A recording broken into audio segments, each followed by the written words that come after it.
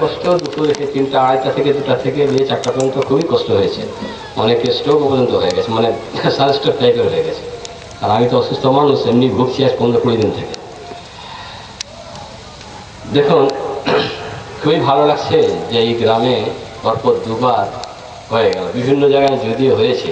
আসলে আমাকে দুঃখ লাগছে কি জানেন, এই সংগঠনটা 2 বছর লাগলো খালি বুঝাতে যে না এটা তৃণমূল, না সিপিএম, না কংগ্রেস, কিছুই না।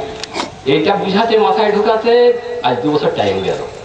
গত যে জেলা সম্মেলন হয়েছিল সুতাহাটায়, আমি বলেছিলাম বহু লোকের কাছে, প্রায় 30-35 হাজার লোক, তাদেরকে বললাম যে এতদিন কি আপনার বুঝ এসেছে?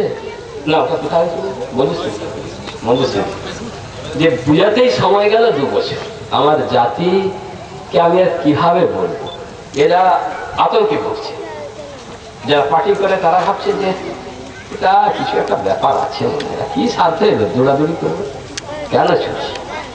এবার যারা আমার দিনের ইসলামের ভিতরে যারা আছেন, আমি নাম বলতে চাই না, এই যে প্রফেসর বললেন ঘটনাটা আপনারা বুঝতে পেরেছেন। খড়গপুরে একটা স্কুলে একটা মেয়ে বোরখা পরে এসতো, এই বোরখা পরে আসার জন্যে তাকে হেডমাস্টার বন্ধ করলো, না আসতে পাবে না তুই বোরখা পরে। তার বাপ দৌড়াদৌড়ি, ওইখানে মার্কাজ আছে সেখানে গেছে, তারপর সব জায়গায় দৌড়েছে। কেউ বলে দৌড়ে সব নিয়ে, ওটা হিন্দু প্রতিষ্ঠান, ওখানে আমরা কি করে বলবো। শেষ পর্যন্ত রুহুল আমিন ঠিক করলো যে ঠিক আছে, আমার যারা হিন্দু সদস্য আছেন তাদেরকে নিয়ে এটা করাবো। প্রফেসর সাহেব ছিলেন, মাস্টার সাহেব ছিলেন, আর কয়েকজন ছিলেন। তারা যখন গেলেন, ওরা একটা শেষ কথা বলেছিল যে আমরা কারো কথা শুনতাম নি, আমরা এই সংগঠনটার কথা শুনেছি আইমা বলে, আমরা কিন্তু আপনাদের কথাটা রাখার জন্যই এটা মেনে নিলাম যে মেয়েটা আর বোরখা পরে আসবে, এসব কোনো কথা। তো দেখেন, এটা আপনি বুঝতে শিখুন যে জিনিসটা কি। কোরআনুল কারীমে আল্লাহ পাক বলছেন বিসমিল্লাহির রহমানির রহিম, ইন্নাল্লাহা লা ইউগাইয়িরু মা বিকওমিহি হাত্তা ইউগাইয়িরু মা বিআনফুসিহিম। যে জাতি নিজের ভাগ্য পাল্টাবার চেষ্টা না করে, আল্লাহ পাকও তার ভাগ্য পাল্টান না। বলুন তো, রোদে পুড়ে ছুটে এই যে কয়েকদিন ধরে নমস্কার কয়েকদিন ছেড়ে ছুটছে, আপনারা এসে হাজির হয়েছে এত কষ্ট করে, আমি তো পারলাম না, মাথার যন্ত্রণা, সর্দি, জাহাজ করে ছুটে ছুটে দৌড়ে এলাম। কালকে ছেলে অসুস্থ হয়ে পড়েছে, দৌড়ে এলাম। আবার আগামীকাল কলকাতা তলায় আছে, তাই তো নাকি? আজকে ক্যালকাটা সেন্ট্রাল আপনার ডিআইবি অফিস থেকে, রাজবাজার থেকে ফোন করেছিল যে কত লোক আপনাদের আছে, আমরা কোনো কিছু পাচ্ছি না খবর। এটা আতঙ্কে ভুগছে ওরা, যে কোথা থেকে কি একটা বুঝিয়ে গেল, কোনো ঠিক ঠিকানা নাই, অথচ ঝামেলা পাকিয়ে তুলছে। আজকে একটা পেপারে দিয়েছে যে পঞ্চায়েত ইলেকশনে, কলম পত্রিকাতে, পঞ্চায়েত ইলেকশনে এই আয়মা একটি ফ্যাক্টর হয়ে দাঁড়াবে।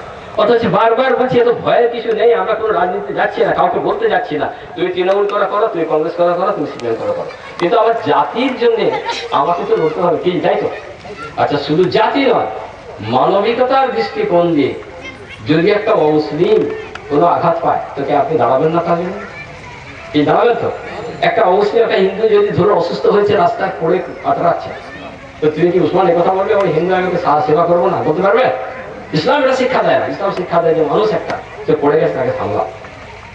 তো এবার আপনি চিন্তা করুন, দুঃখ লাগছে কোথায় যে এই চেষ্টাটা আপনি বলবেন যে কি হলো, যে আপনারাই করছেন। একটা কথা শুনুন, এর একটা কারণ আছে।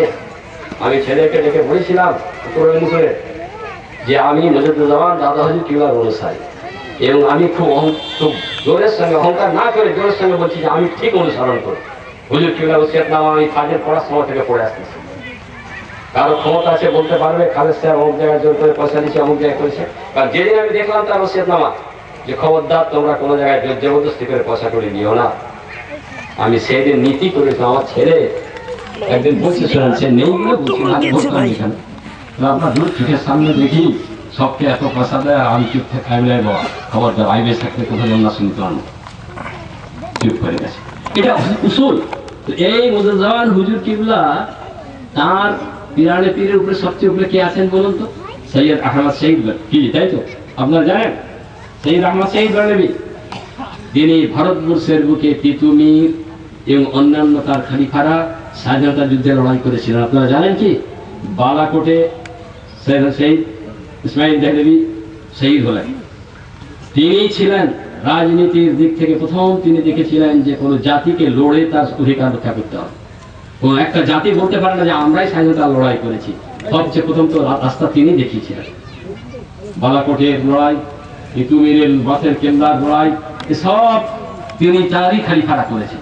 আমি যখন তার সমানে উনি ঢাকায় বসে বসে ওনার বেতন মোকানা পড়েছিলাম, তখন আমাদের সঙ্গে ইসলাম রবিউলের সঙ্গে আমি যেতাম। তাকে বলা বলি আমি একটু লাইব্রেরিতে যাচ্ছি, বলে যাও।